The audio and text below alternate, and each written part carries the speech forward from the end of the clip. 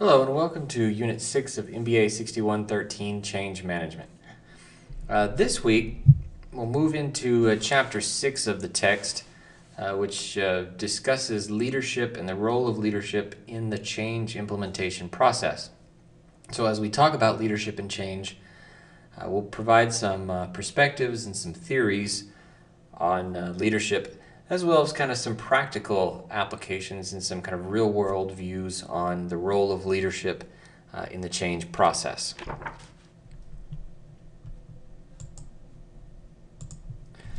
I included this. This chapter, this section is kind of fun, particularly for me, and fun for me in two ways. I mean, number one, I kind of like to poke fun at the concept of leadership. And as much as we study leadership today, sometimes it's a little bit comical. But this section is also fun, and it does have some practical applications. When we start talking about leadership, we know that the success and failure of any organization is directly tied to the leadership of the company. Yet we spend so much time trying to make leaders, trying to create great leaders. And so kind of it goes back to the age-old question, are great leaders born or made? And, I included this Dilbert cartoon because it kind of summarizes all of the hoopla that goes into the study of leadership. So it kind of makes fun of, that you got a manager here reading a great book about management, or a great management book about the rules of leadership. And then you have, obviously Dilbert, who says, hang on a second, you mean to tell me, out of all the great leaders out there, there's 10,000 books about leadership, and there's millions of real people and great leaders, and none of which are alike, and yet somehow the great leaders are magically transformed into their role as leaders because of reading some book. And I find that funny, find that comical, because that's really what you see today. If you just happen to browse through leadership books on leadership, go to Amazon, or if you happen to go to a Barnes and Noble store somewhere, and you go looking for management tips or leadership tips or self-help or whatever in terms of management leadership, you just find these just volumes and volumes of titles about how to be a great leader, and they're all different. And we spend so much time trying to identify the characteristics of great leaders, the work ethic, the traits, how to become a great leader, all of these different things. And it comes back to this age-old question, well, are leaders born or made? And we can, have this argument, have this debate, this discussion, all day long, because you have leadership theories that say leaders can be created through training and practice and the right combination of the right situation plus the right skills plus the right passion plus the charisma and all these things pulled together, and you've got a great leader. You've got other theories that say, well, no, great leaders are made. They're born. They're either a great leader or you're not. It's kind of like the nature versus nurture argument. Same is true for leadership. Well, the reality is there's no true answer to that. We can point out leaders throughout history that have were kind of thrust into a situation where they were forced to be leaders and turned out to be great leaders. We can pick out situations in history where you have leaders who have been natural leaders their entire life. I mean, there's no right or wrong answer to the situation, yet we spend so much time studying it and talking about it and trying to figure out, how to do it better. In fact, we have a kind of the great debate is, when we study how to successfully run an organization? Are we focused on management or are we focused on leadership? In fact, there was, a period of time where we stopped saying, well, management, let's call it leadership, because it's more politically correct to refer to what we do as executives, to refer to as leadership and not management. And in fact, we have finally got this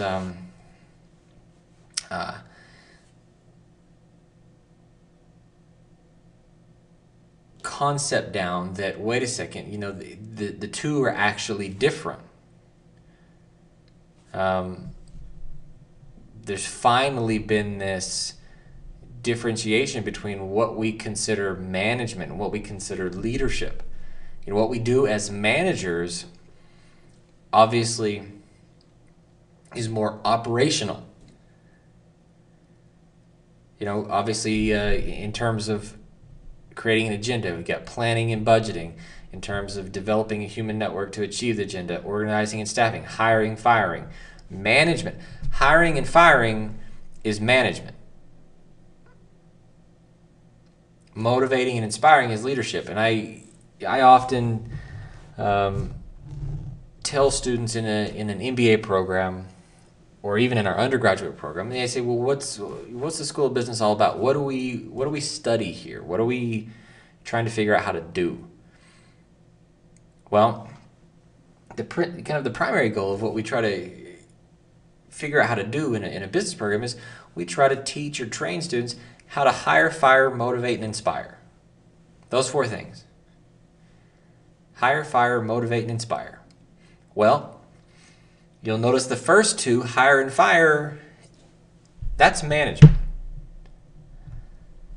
Organize your company, staff your company, hire people, fire people, the whole personnel management component. Motivating and inspiring, so hire and fire is over here, motivate and inspire is over here. Motivate and inspire is more of a leadership component. So we have these, even though we talk about our roles as executives and managers and leaders of an organization, we have to be able to understand that those things, even though they're closely related and correlated, there's a little bit of difference there.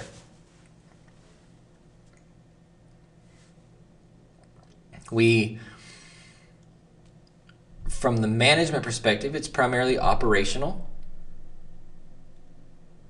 From the leadership perspective, it's primarily strategic and visionary. So that debate for so long, the great debate was, well, is it management or is it leadership? I mean, do we call it management? Do we call it leadership? In fact, it is both. Especially when it comes to change. And as it relates to this class, we have to clearly understand the role of management, the role of leadership in change. Because implementing change requires very specific skill sets of each one. You've got to be able to manage, because implementing change is a project. It's almost always a project. And a project is something that you manage. You outline the project, you plan it, you budget for it, you organize, you staff, you put control mechanisms in place to make sure you're reaching your goals and objectives. You manage a project. That's why we call it project management.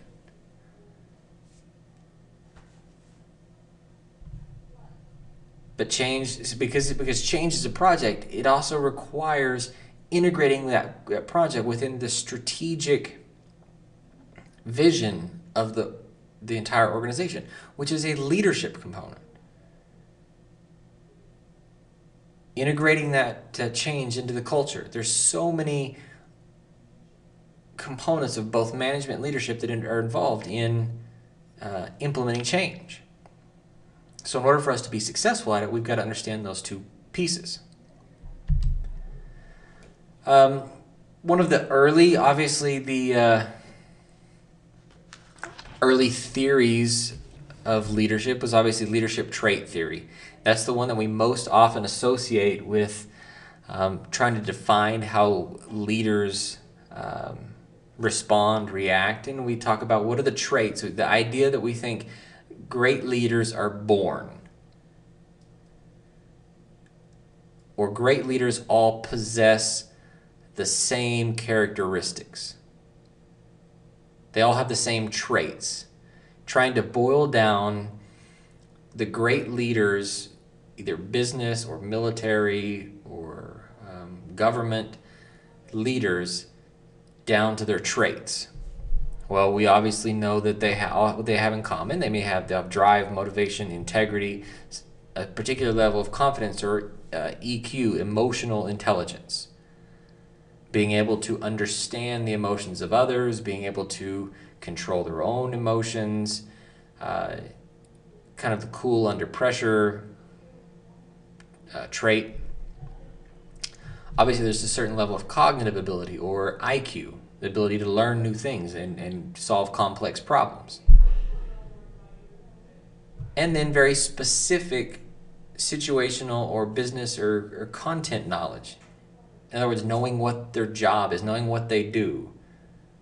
You know, if they're a military leader, obviously knowing military tactics. If they're a business leader, understanding strategy. So knowing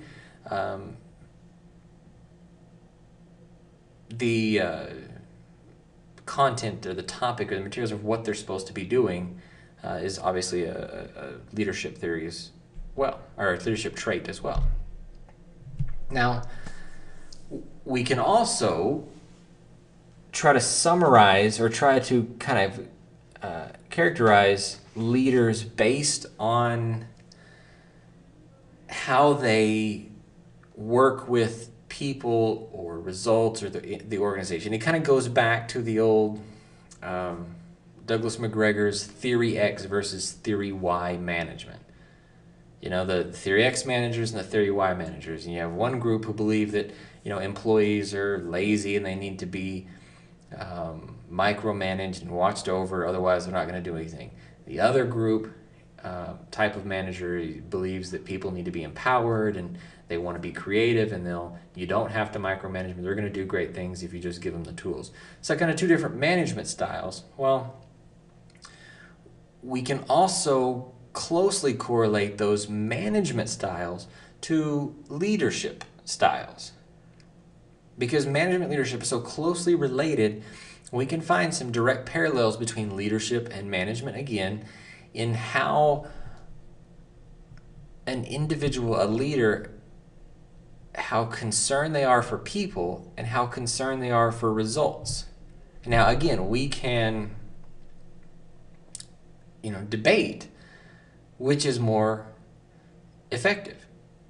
Obviously,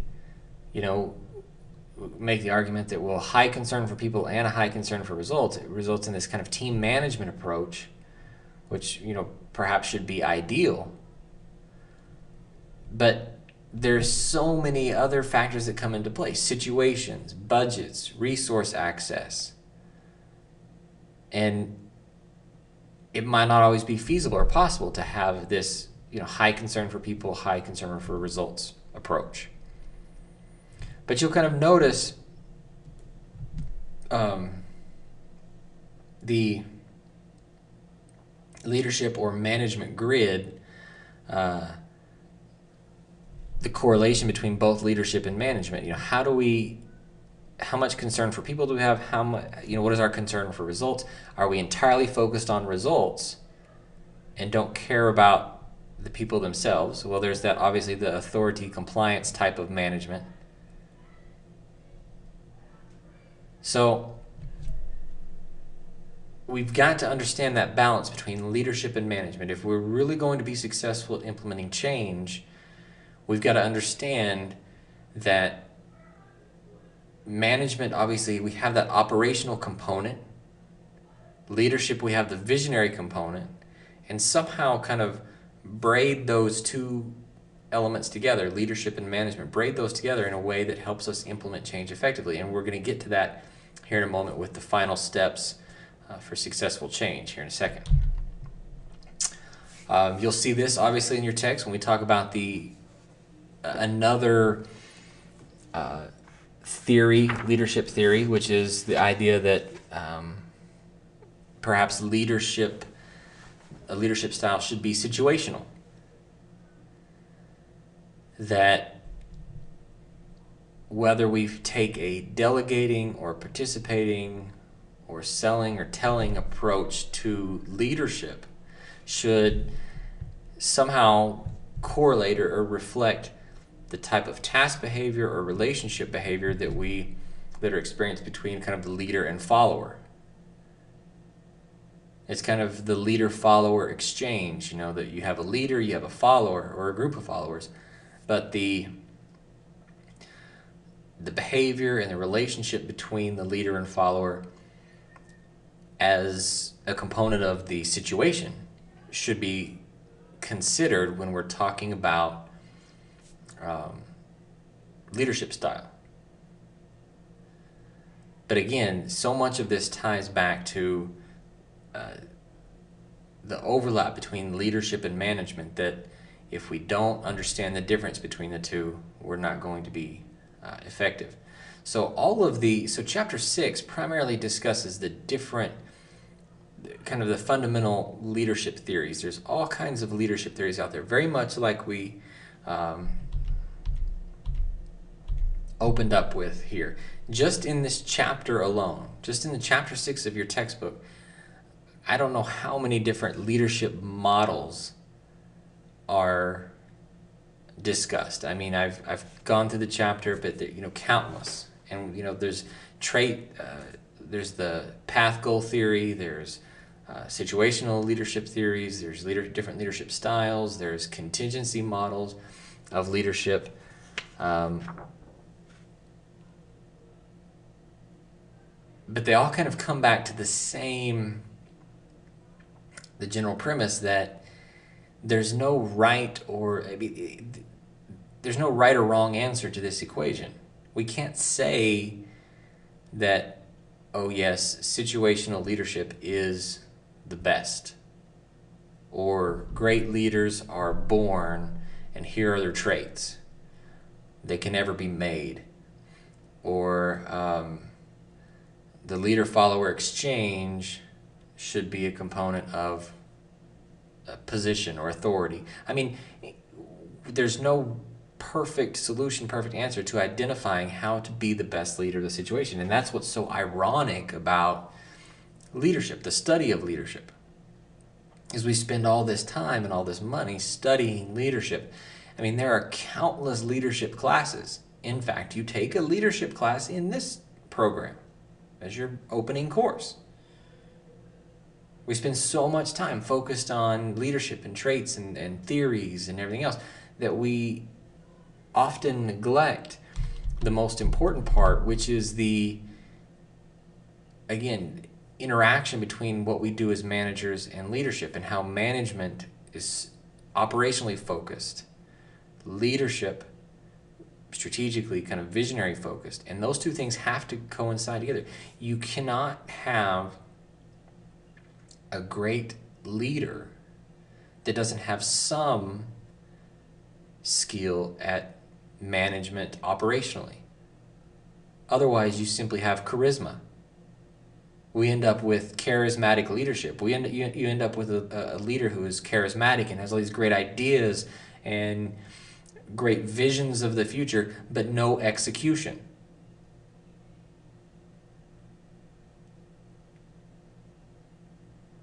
All talky, no doey, so to speak. All talk, no do. All talk, no action. So you end up with a leader with all this charisma that wants to go do all these great things and has visions for the future and wants to change the world, but doesn't execute, doesn't accomplish anything. And the opposite is true as well. You might have a phenomenal operations manager, but if that operations manager might only strictly focus on the ability to produce and accomplish those goals, the tasks that are set right before him. There's no visionary, there's no future thinking. So you've got to have a combination of both.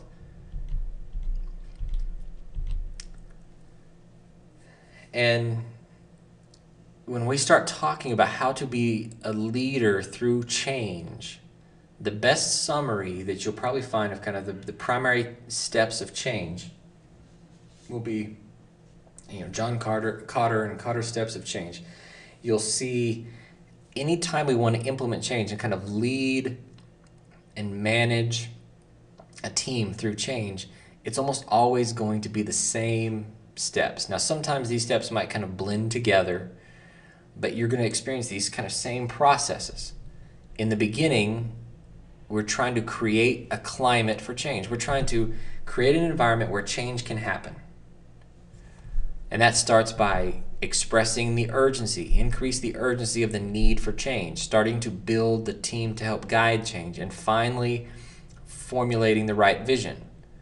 We do this, this, and this. These three things, and we've all of a sudden we've created an environment where change can happen.